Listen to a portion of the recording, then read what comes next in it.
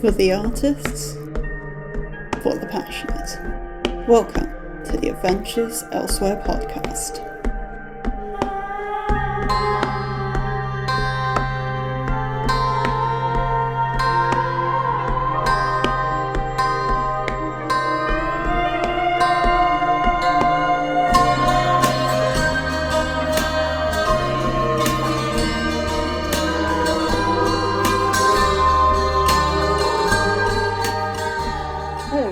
Hello everyone and welcome back to the Adventures Elsewhere podcast. I am your host, Jade Black, and today I'm talking about characterization.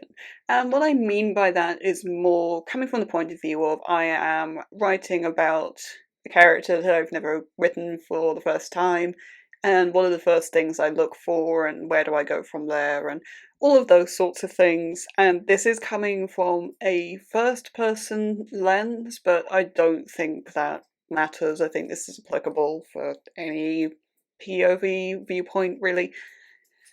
Because this is a craft-based episode, I do feel the need to say I'm not here to give writing advice. That's not the point of this podcast. I'm here to talk about my craft, my process, what works for me, all that jazz. So without further ado, I guess let's get into this.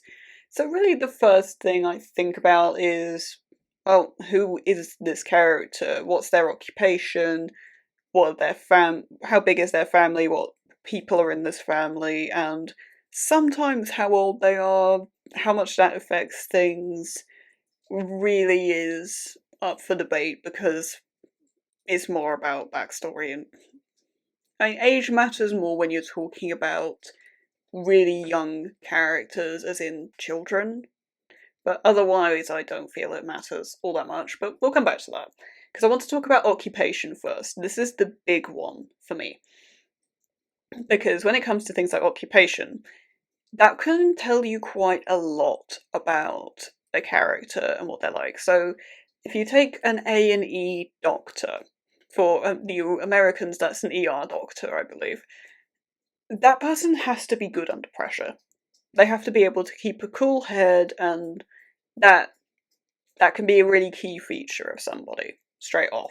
Or if someone's a detective, say, they have to be very good at deducing things, they're probably a very logical person. It can tell you a lot. Or maybe they're a detective or an ER doctor or whatnot, and they're not very good at those things. Well, then they're a bit of a fish out of water, and that still gives you something to start off. And this is something I really thought about with Isamu, Ai, and Haru and how that shapes them. So for someone like Isamu, he's an extrovert, he's very good at talking to people, and he's a bit vain. And that always seemed a little bit odd to me for a determined one to be vain. But it's like, well, he's a performer, he has to be able to look right. That is part and parcel of the job, so it makes sense. And I, being the sort of cold, broody, military type, well, I mean, he is a soldier, so if he didn't have at least some of those traits, it would maybe be a bit off. It just, again, it's one of those things that informed me about who he is. Oh, right, he's a soldier, so. Someone like Haru, though. Haru's a really interesting case to me, because this didn't occur to me until pretty late in Mr. Nakagami, or at least later than it should have done, to be honest. But Haru actually does something very, very badass for his job, in the sense that he wears his heart on his sleeve. And for someone working in politics, that's a really, really brave thing to do. But that's just Haru saying, basically, fuck it, this is who I am. I am a small man with big feelings, and I mean, that's who I am. I can't really do much about having those feelings. I'm an emotional guy, and you know what, screw it. And I love him for that, I really do. When it comes to family, the thing I think of here isn't so much who is the family, are they a nice family or not, at this stage at least, so much as how big is this family, and birth order and parents and stuff like that. So are parents around? Are they not? Is it one? How involved are they? How much upbringing influence did they have? But the main one for me is actually siblings. How many siblings are there and where in the birth order? Because that can affect a lot of things. So, do you hide your emotions from your younger siblings in the way that Hanzo definitely does do this? He doesn't feel comfortable showing big feelings around his brother and sister because they're both younger than him. Where someone like Haru being the youngest of four, it's like, well, it doesn't really bother him. Or someone like Shinichi who he doesn't have any family, but he still grew up surrounded by other people, in an orphanage, is the deal there. So he hides his emotions like Hanzo does, but for entirely different reasons. So this is, I guess, not just family, but also the situation they grew up in. Although the situation they grew up in comes in slightly later, but this is for the sake of me being a pantser and just, writing and as I see fit. Age is one I want to go back to really briefly because I don't really think this matters as much as people make it out to, because it's more about backstory and how old the soul is. So someone like Hanzo's an old soul, so there's a lot of that in there, and someone who's been through a lot of betrayal and heartbreak at a younger age, like, they're going to be a bit more worldly wise about that than the average person their age. So, there's that. The one example I would say of somewhere I have thought about age and keeping actions sort of appropriate is with Coney, because he is dead young for a determined one. He's like 19, 20 for the majority of Penstemon. And there are a couple of moments where he gets really angry and does things that most determined ones wouldn't do, but I'm like, okay, he's dead young, and he's been through a lot, and he doesn't have a great handle on his emotions yet. That's me just trying to understand that, and it's something that I probably will come to with Curtis as well when I get round to his project, but again, because he's an old soul, I don't know how much that will or won't influence, so we'll see. One of the other really big points for me, I think the other main point, is dialogue, and this is partly just because I write so fucking much dialogue in my first drafts. I'm very, very aware of that. Editor Jade hates me for it. But there are 3 points in dialogue that I think can say a lot about a character without actually saying very much. So this is about foul language and profanity, and this is, as of recording, there's something that's really kicked off in the Twitter writing community again, because people just love to be snobs about that. The other one is how people exclaim. Do they say, for fuck's sake, for God's sake, something else? That can potentially say quite a lot. That's something I think about a lot. And the third one is contractions. Do they use them or don't they? So foul language, I want to go to I versus Haru on this one, because Haru is prim and proper and he doesn't swear. That's not because he's particularly averse to swearing, he doesn't care if other people do, he just doesn't. It's not who he is, and Coney doesn't either, but that's for different, more upsetting reasons, to be honest. Whereas someone like I, being, a soldier, spy, yeah, he swears all the time. All the time. And if you ask me, if you have a big badass soldier type character and they don't swear, I mean, they don't have to swear all the time like I does necessarily, but if they don't swear at all, that's just odd. And to me, that's actually a failure of characterization, because it's just not realistic. With how people exclaim and or sort of curse with something like, by the stars, by the gods, for fuck's sake, Hanzo, that to me can say a lot about their beliefs. This is slightly more of a world building point to me about, do they believe in, particular religions, or are they more spiritualistic? Do they follow, in my case, more imperial type beliefs with by the stars? And for someone like Shinichi, he doesn't have the imperial beliefs so much, but he says by the stars instead because he just fucking hates religion for a lot of complex reasons. But he's just like, yeah, I don't want to use the word God or anything, just like, yeah, fuck all that shit.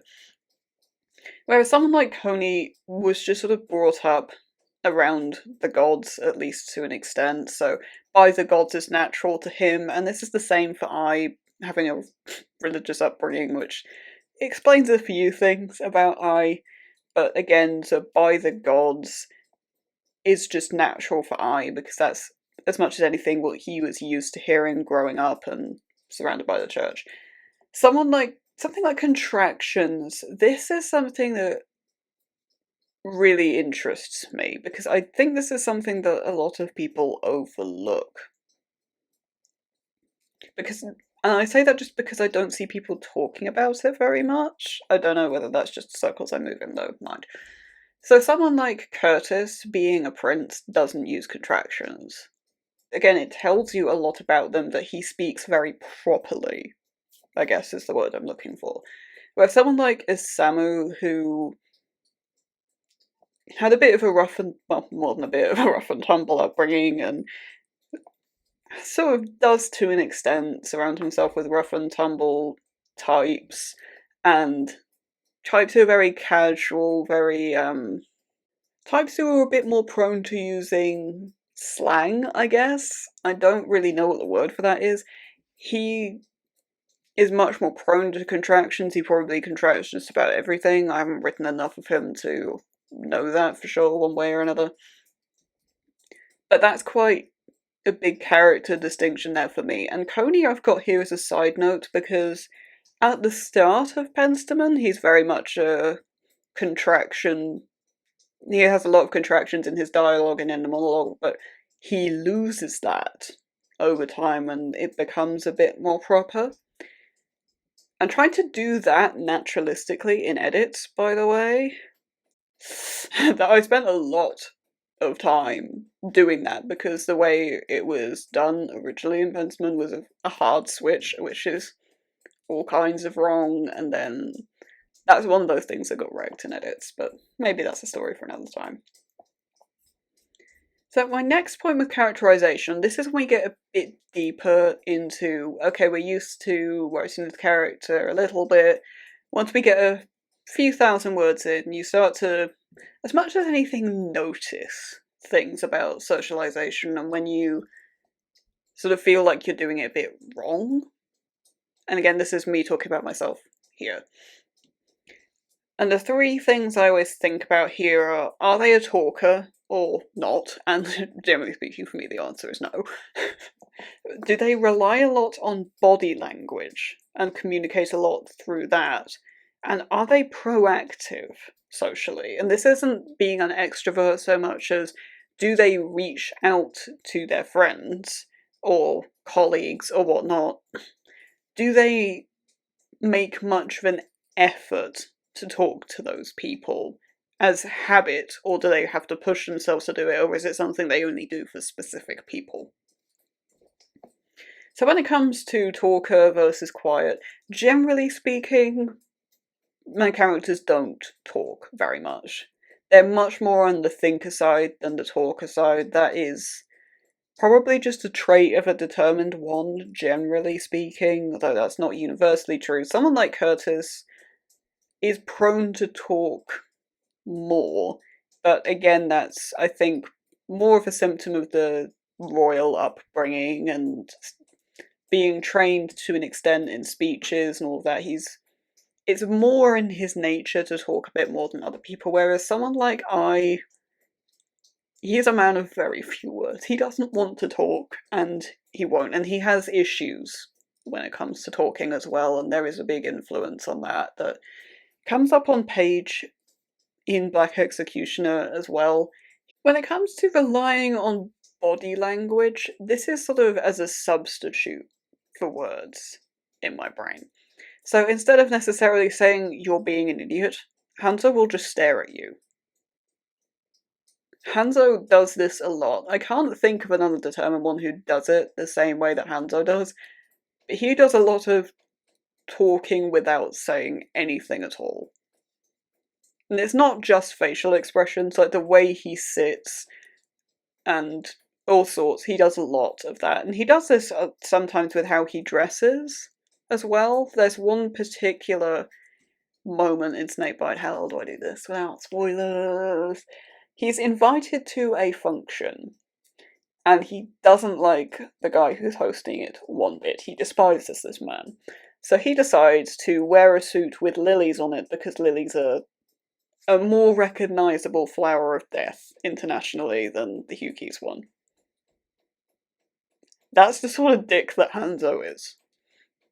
And his rabid puppy assistant Jiro picks this up as well. Jiro makes a conscious effort to pick this up and imitate Hanzo on it, because Jiro is also terrible. So going back to the point about being proactive, this is Isamu versus Shinichi as much as anything. Someone like Isamu really wants to keep in touch with everybody. If he hasn't seen someone for a while, he will make an effort to seek word of them or find them or whatever. And this does actually come up on page in Mr. Nakagami, and it will come up on page in As Seen on Stage because it's a shared scene, or it will be.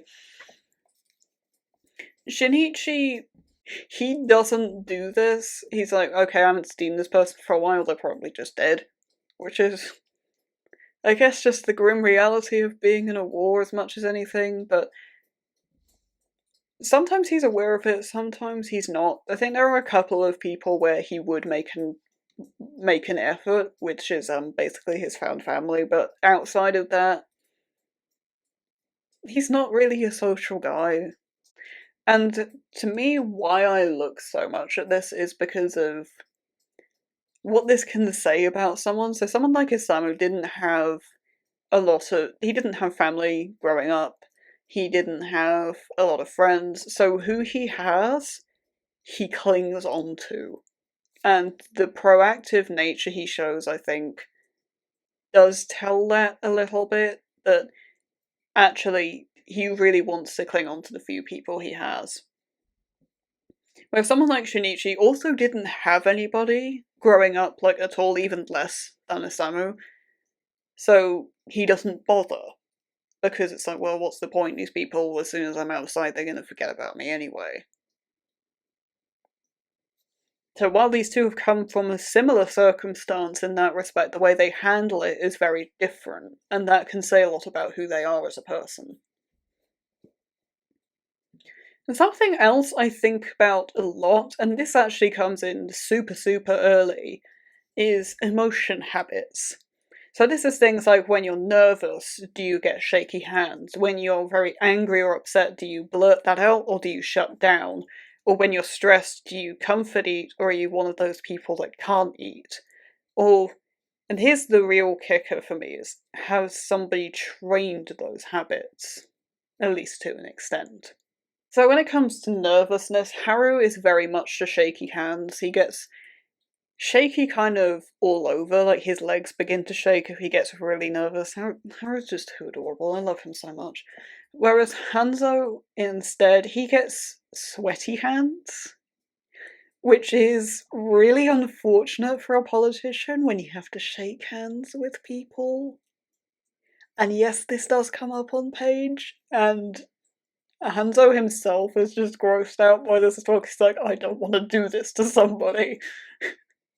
You know, he'll wreck people's careers by making them shake a sweaty hand. I mean, if he doesn't like you, he's fine with it, but, I mean, he wouldn't have the sweaty hands at that point, because he wouldn't care.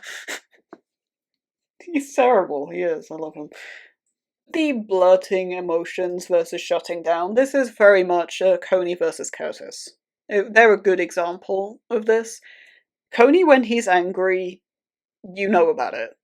He doesn't make a secret of it, he's not very good at it as much as anything, but he does blurt out some things that he doesn't always mean to say, and it can get a bit ugly with him. Whereas someone like Curtis, he can have some pointed words when he's angry, but more than anything, he just gets very quietly angry, which is, for someone like Curtis, actually pretty scary. Angry Curtis is not funny. But this is the same with sadness as well. Coney will just sob, and Curtis will just go very unresponsive. For comfort eating and can't eating, this is something that comes up on page a few times. Someone like I can't eat when he's stressed, and this is the same for Helga. This comes up on page for both of them. They both have weight issues because of this. I loses weight. I has a stupid fast metabolism, so if he doesn't eat, if he misses like 2 meals, he will lose weight. It's that simple. Whereas Helga just doesn't eat really at all in Beneath the Moon, so she's just really unhealthily thin because of it. And she's aware of it, but she's just so stressed that, she can't eat. If you're one of those people, you know exactly what that's like. I mean, that's me. With comfort eating, this comes up on page for Haru in particular because he gains a lot of weight at a certain point in Mr. Nakagami, and then he gets annoyed with what that does to the knock-on effects of that with other health issues he has, and he's like, right, I need to fix this. I need to do something about it. I guess I'll just comfort eat veggies because that turns into water, and, then it's fine. Whereas someone like Shinichi also has the comfort eat thing, which is kind of bizarre to me because I didn't expect that from him. But when he's stressed or upset, the one thing he wants to do is just shove his face full of rice. He loves his rice, whether it be rice pudding or just steamed rice, fried rice, rice sandwich, rice balls. He wants the rice. Just give him rice and he's a happy boy. Now, train habits. This is something that really I think only comes up for Ai and Shinichi. Hanzo a little bit, but not in the same way. He's more open to just being an arse, to be honest. But someone like Ai and Shinichi being senior in the military and military at all, and doing torture training, particularly young Ai, they have been taught to hide their nervous habits and their upset habits, and if you don't know, you don't know. Is the deal. If you don't know what to look for, you do not know. And even if you do know what to look for, it can be really hard to spot. And this is something where Haru really gets Ai. Haru sees it straight away. He's very good at perceiving this sort of thing, but Ai is also a little bit more willing to show it around Haru because he feels safe to do that around Haru. Whereas if he was doing this if he was in front of a group of soldiers, there's no chance that, honestly, Haru would probably know, but he'd have to work at spotting it. And he'd be doing more, should I look for this from the context to even start with? And really, once you get past all of this point, or even with these points, you get surprised by certain things, and a lot of that stems from backstory, because I don't do any real backstory before I start drafting something. I mean, particularly with Beneath the Moon, I just jump in knowing Helga's the protagonist. I know nothing about her. Nothing. And I just start going anyway. I don't. So, backstory, for some people, I know a little bit beforehand, so. Harry was another one I didn't really know. Hanzo, I didn't. I knew a little bit. I think I is actually probably the only one where I actually knew anything before writing because he had appeared in Penstemon and he had a wife and a kid. And, then you sort of. That's at least something, basically. And you think, okay, why is this I also knew he was an ex soldier that had gone into politics and, there's a kid involved, so you get at least an inkling there. The moment I start doing backstory is that why are you like this moment I have a lot of the time is, okay, you're doing something that is surprising to me, you have a trait I didn't expect you to have, you're talking about something that doesn't make sense. Hello, you two know about this, and I don't. You wanna fill me in sometime, Helga? And this is also where you start to notice real niches of characters and are able to lean into that a little bit. I don't have good examples of character niches without spoilers, so. When it comes to the why are you like this moment, Hanzo and Helga are as good example as any. So I believe I've talked about this on the podcast before with Helga, but I don't know. About one time she was talking with Arman about plans for something. This was pretty early in Beneath the Moon.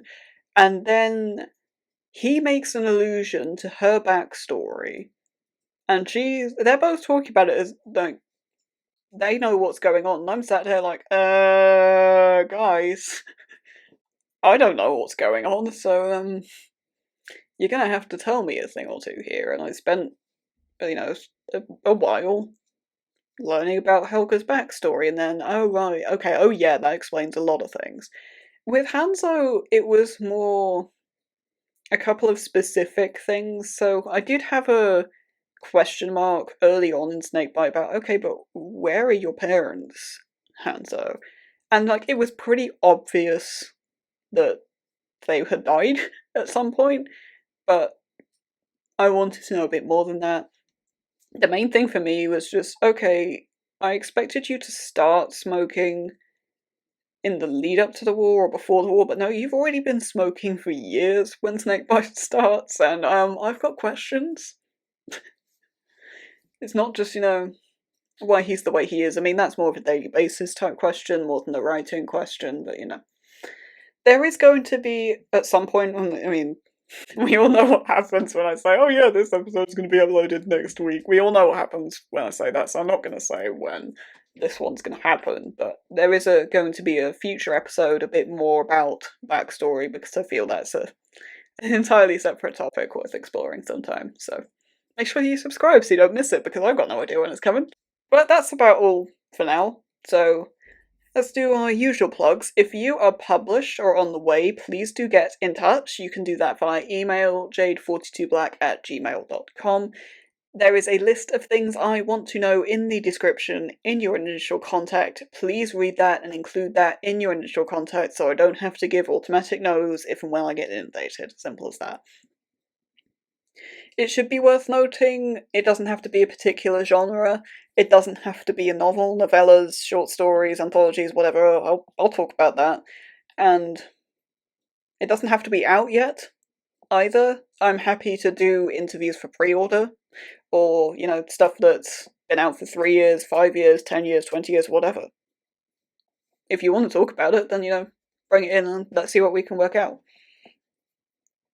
If you're looking for me elsewhere, you can find me on Instagram. That's the home of the podcast, so you'll get advance notice of when episodes go live, and little soundbite teaser reels and other things as I experiment with them. So that's Instagram, jade_black21. If you're looking for more of the home of my writing stuff, then that is Twitter, that is jadeblack21. So, thank you for being here, and have a wonderful rest of your day. Thank you for listening. If you've enjoyed this episode, please consider subscribing so you don't miss future content. Copyright Jade Black 2023.